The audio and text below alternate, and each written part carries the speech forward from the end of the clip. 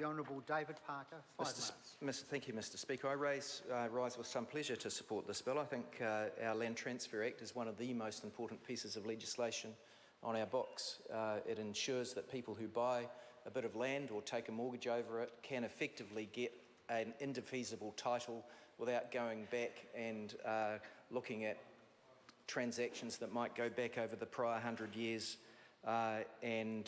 Once they get a transfer into their name, if they've done what's called a guaranteed search prior to the date of their purchase, even if the person they have purchased off obtained their interest by fraud, so long as the purchaser had no knowledge of that earlier fraud, the purchaser gets clean title, and the person who may have been defrauded out of their earlier interest in land actually only has a right of compensation rather than being able to knock over the title of the person who purchased it. That's assuming that the purchaser was without knowledge of that fraud. And I mean, that's long established.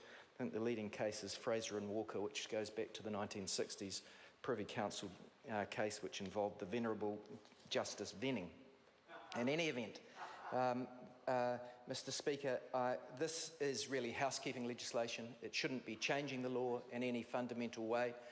It may, I understand from the description of the bill, be changing some of the compensation provisions where the person who is seeking compensation may have an unmeritorious claim because of some part in wrongdoing. But other than that, as my understanding is that it just carries forward the existing law. It doesn't introduce electronic transactions, that's already been done.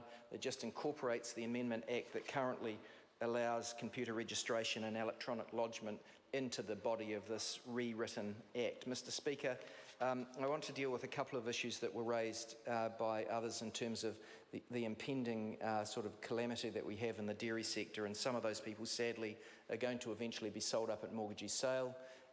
Those rights are exercised under mortgages under the Property Law Act, but the registration of those instruments is under the Land Transfer Act. And I think it is proper to record two things. Firstly, that the current government's misallocation of capital, protecting the dairy sector from the true costs of what they do, including the cost of increasing emissions, not baseline emissions, but increasing emissions, and preventing them from facing a cost for their water, and also giving them a tax advantage to certain asset classes where they can make speculative gains with no tax consequences.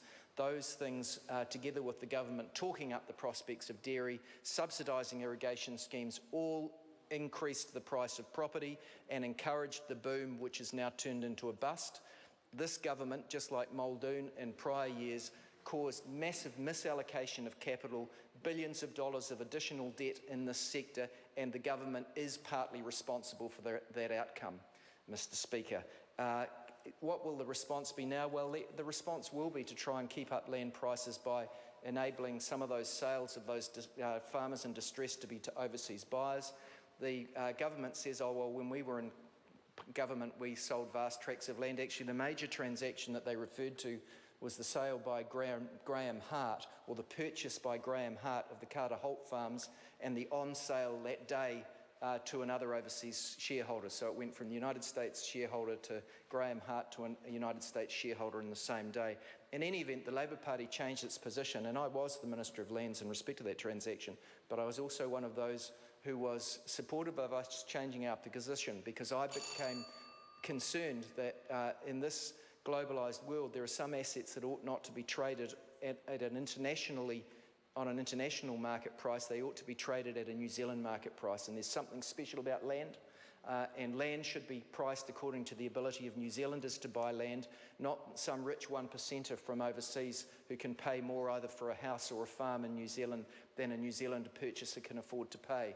And that's essentially the underlying reason why the Labor Party's changed its position and said we should ban the sale of farms to overseas buyers. It's a privilege that should be reserved to New Zealanders to buy our land and not offered to overseas people. Mr Speaker, this is a good piece of legislation. There are some really important details to check through. I think the Select Committee should take as much time as it needs to deal with any controversies that come up through the submission process, and I look forward to its report back to the House.